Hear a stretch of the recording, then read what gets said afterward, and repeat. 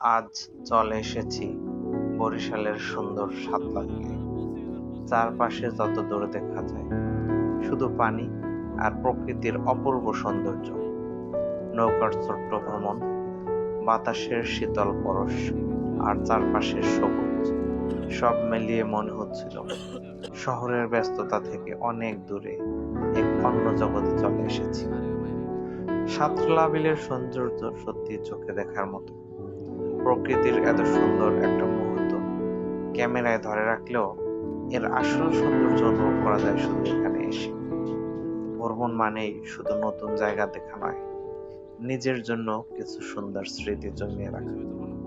আর আজকের এই দিনটাও সেই সুন্দর স্মৃতির পাতায় থেকে যাবে।